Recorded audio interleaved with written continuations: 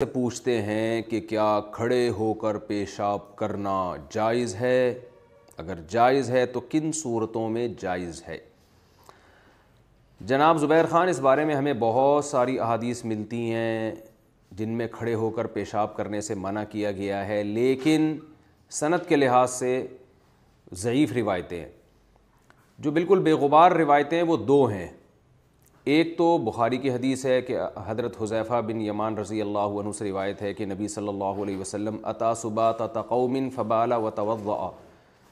فبال قائما وتوضأ کما قال، کہ آپ صلی اللہ علیہ وسلم کہیں تشریف لے گئے اور کچرے کا ڈھیر وغیرہ تھا تو وہاں آپ صلی اللہ علیہ وسلم نے کھڑے ہو کر پیشاب کیا۔ اس حدیث کی روشنی میں بعض علماء کی رائے یہ ہے کہ کھڑے ہو کر پیشاب کرنا بالکل جائز ہے، اس میں کوئی گناہ نہیں ہے۔ لیکن دوسری طرف حضرت عائشہ رضی اللہ تعالی عنہا کی حدیث ہے، وہ بھی صحیح حدیث ہے۔ اس میں آتا ہے کہ آپ حضرت عائشہ فرماتی ہیں کہ من حدثکم، جو تمہیں یہ بتائے کہ نبی صلی اللہ علیہ وسلم نے کھڑے ہو کر پیشاب کیا ہے، فلا تصدقوہ،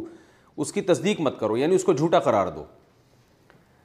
تو یہ دوسری حدیث ہے جس میں امی عائشہ فرماتی ہیں کہ آپ صلی اللہ علیہ وسلم کبھی کھڑے ہو کر پیشاب نہیں کرتے تھے، بلکہ اگر کوئی کہے کہ آپ نے کھڑے ہو کر پیشاب کیا تو اس کا انکار کر دو۔ تو حضرت حذیفہ والی حدیث سے پتہ چلتا ہے کہ بہرحال نبی نے یہ کام کیا ہے۔ امی عائشہ تو چونکہ روز جو نبی صلی اللہ علیہ وسلم کا معمول دیکھ رہی ہیں اس کے حساب سے بتا رہی ہیں کہ نبی یہ کام نہیں کرتے تھے۔ تو اس سے ہمیں پتہ چلتا ہے کہ آپ صلی اللہ علیہ وسلم کا جو عام معمول تھا وہ بیٹھ کے پیشاب کرنے کا تھا، اور اس میں آپ صلی اللہ علیہ وسلم اتنی زیادہ تاکید سے اور اتنی پابندی سے بیٹھ کے پیشاب فرمایا کرتے تھے کہ امی عائشہ کو یہ گمان ہوا کہ یہ کبھی ہو ہی نہیں سکتا کہ نبی کھڑے ہو کر پیشاب کریں گے، تبھی تو کہہ رہی ہیں کہ جو یہ کہتا ہے اس کا انکار کر دو۔ تو اس سے پتہ چلتا ہے کہ اصل سنت اور اصل ادب یہی ہے کہ بیٹھ کے پیشاب کیا جائے۔ ایک واقعہ ملتا ہے کہ کھڑے ہو کر پیشاب کیا، تو کبھی بھی ایک واقعے کو اصول نہیں بنایا جاتا۔ اصول ہمیشہ